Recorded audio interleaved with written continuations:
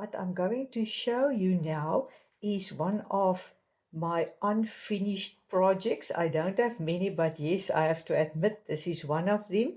A few years ago, I wanted to crochet an ABC blanket. I got the idea from Repeat Crafter Me.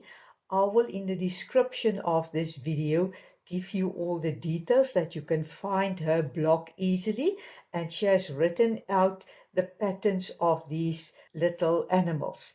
Um, but now in Afrikaans, in any case, um, the letters will not be the same because an A is in Afrikaans for aap, but now in English it's an M for monkey. So I have crocheted just the ones that I liked at that stage.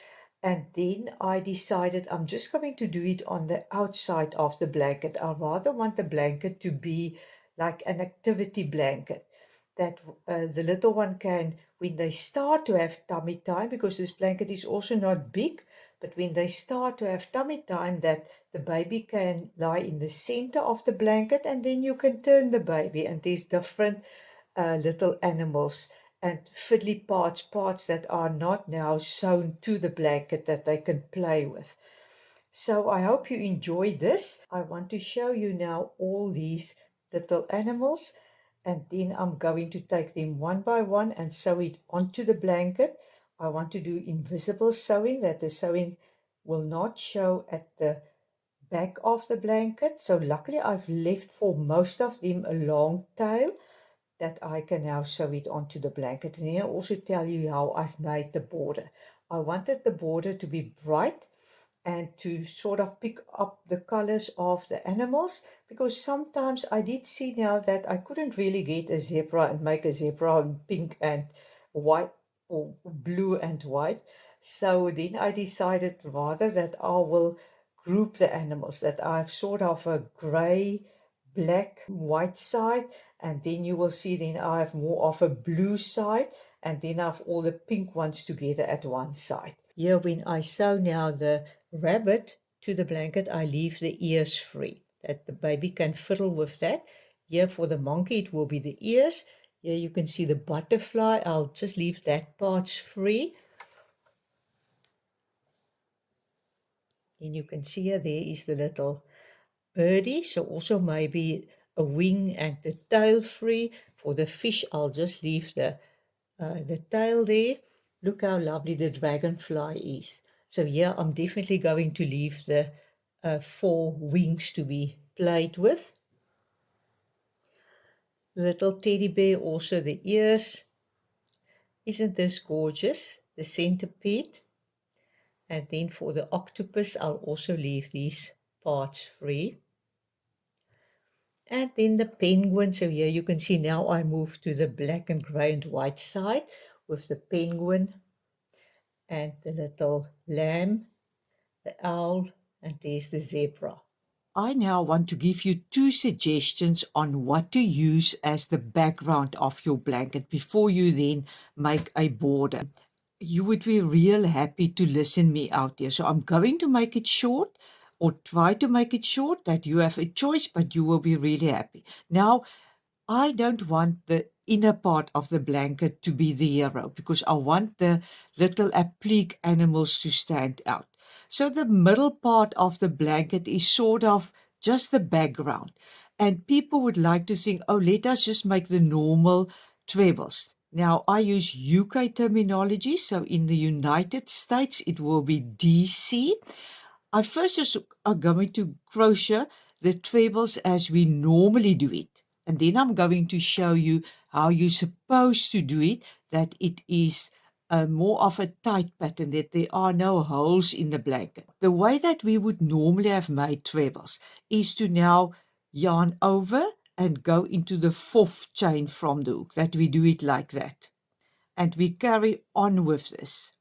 Now into the next chain, and we make a treble, and like that we will make a treble up to the end. That would be our first row. But now, because you want to make a border all around the blanket, if you make a border now into these stitches, then it pulls open and there's little holes. So surely we don't want to make a treble like that on the bass chain, or the trebles here on the bass chain. So now you have to use these little stitches at the back. I've now made 7 chain stitches. I'm a bit concerned that with the cream color yarn you will not be able to see the stitches at the back. So when we turn it, then you can see that little bobbles. I hope it's now better. You can see 1, 2, 3, 4, 5, 6, 7. So then if I now have to do trebles where I normally have to go into the 4th chain, then I turn it and I count the 4th little heel here at the back where the stitch stand out a little bit, and I go in there like that, and I crochet into that. And then I take the next one. I again look at these stitches that stand out at the back, take the next one, and like that I will make trebles into this little stitches that stand out. And now you will see when I show you now the bottom, it looks different now here, because at the bottom you have now a proper double loop stitch that if you have to crochet to this side for the border, it will not open it up here. Now normally with trebles you would then turn at the end of a row and you will chain 3. This serves as your first treble, and then you make a treble into the second treble from the start of the row. And like that you would carry on. But now we're going to observe how they look. As you can see, you can pull them and there's openings there, and the first treble, then there's a little loop here at the beginning of the row.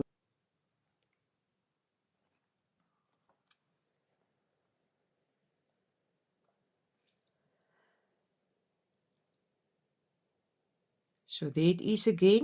I didn't now undo all of the chain stitches, so it will now be easier to go into this little bumps here at the back. Now again, our first treble must be in the 4th chain from the hook. But now when I turn it, I'm going to go into the second little bobble or stitch there at the back, yarn over and pull a loop through, and then I'm going to go into the 4th one. Yarn over and pull through. Then I make my first treble. Now I want these trebles to join each other. So I'm going now to push the hook here into this stitch that almost lie horizontally. You can see it there, it lies horizontally. Yarn over, pull through. Then I go into the next little bobble here at the back and I complete the treble. Now you can see there's another one now that is now lying horizontal. Go in, yarn over, pull through, go into the next bobble at the back. There's your 3 loops and I complete the stitch. Go again in there, yarn over, pull through, go into the next little, because here's the front of the chain stitches. There's the back. So you can see it stands out. If you work on this base row, you can always take a smaller hook size just to go first with your hook into these little bobbles. Now I'll go into the next horizontal one, then into the bobble at the back, that stitch actually, and complete my treble. That we do up to the end of the row.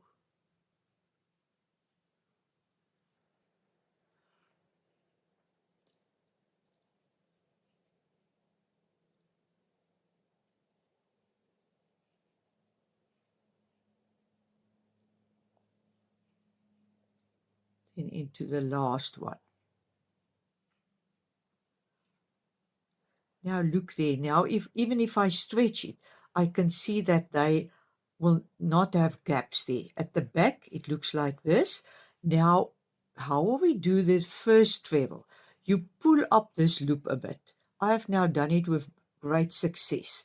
And then you put your finger on this loop. You have to pull it up the length of what you see a treble normally is. Then hold your finger on this and yarn over like that.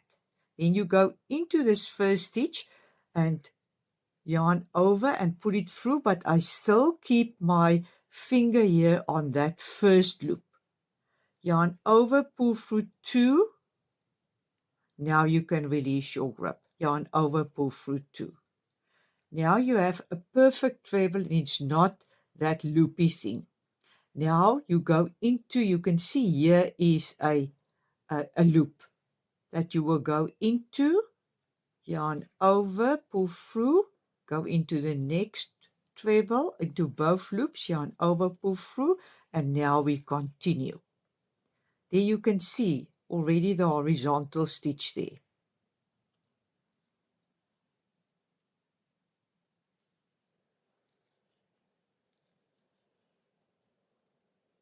Then again, I go into the horizontal stitch, go into the next one, and complete my trebles. And I'm going to do that now to the end of the row. So this is a fast method because trebles are really fast to do, and now you have a solid blanket because you actually don't want also the blanket to be too thin.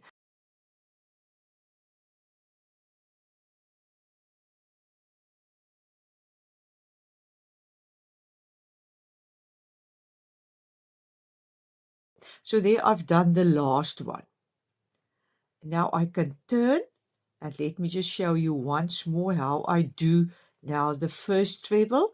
I pull up a loop, almost the length of what the treble would have been. I yarn over and I go into the first treble. Yarn over and pull through. There I have my 3 loops, but my finger is on this first one. I need to hold onto it until I have yarned through. Now I can get rid of it and then I complete it. And that you can see it's now a solid stitch. Now I go into this loop, yarn over, and like that we will carry on and complete it. So you will see it will now be also far easier to do your last treble into this because it was now a treble here at the end. So there you can see the two loops of the treble at the end. So you don't have to look now for the third chain of the 3 chain stitches. So if one just need to remember now, I've almost started wrongly the way that you normally start the trebles, and you want to do now here interlocked trebles. Oops. Let me quickly go to the end of the row and show you once more. And I think then you will be fine. Then the one pattern suggestion is done.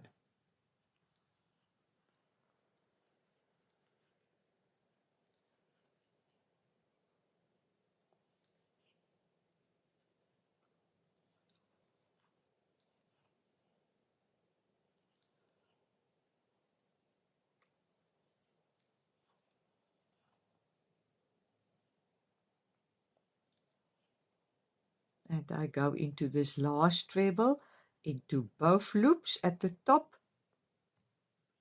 If you see it is too tight, then you must just make sure that you pull up the loop a little bit longer. But look how beautiful the edge look. It's not loopy.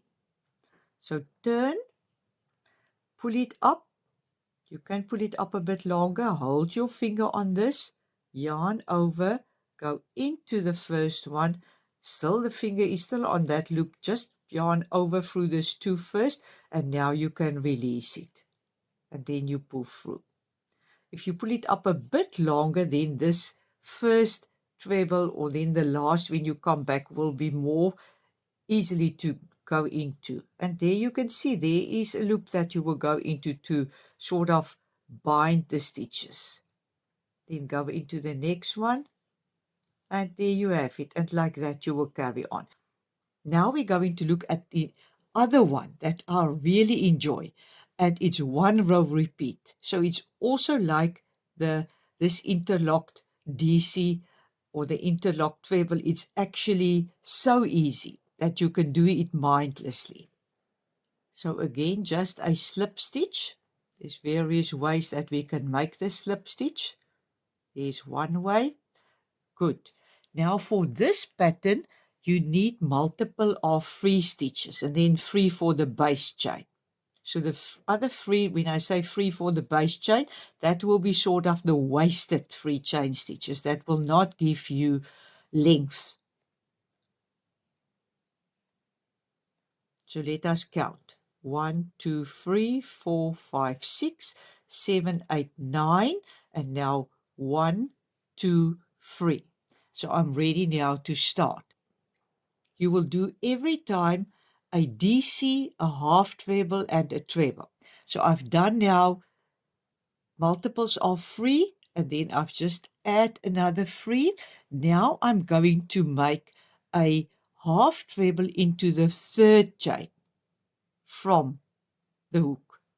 So these first 2 will now count as my first DC. But again, I'm not going to do it in here. I don't want loops when I have to make a border.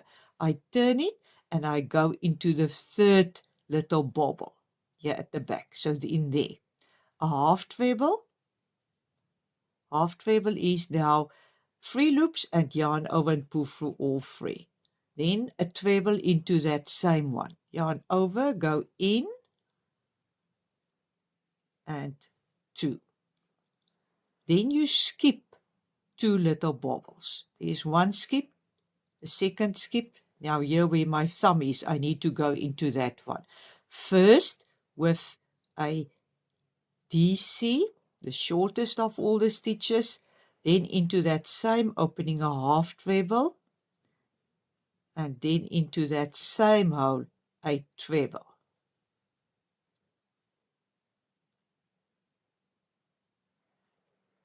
Skip again 2, 1, 2, into this one, make a DC, a half treble, and a treble. Oops.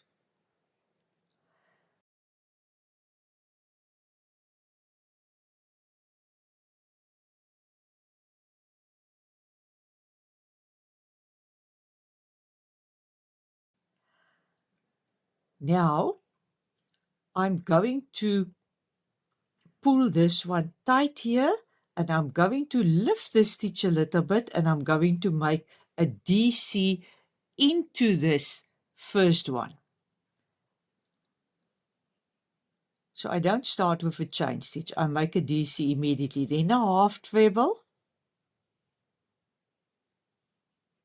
and then into that same space a treble.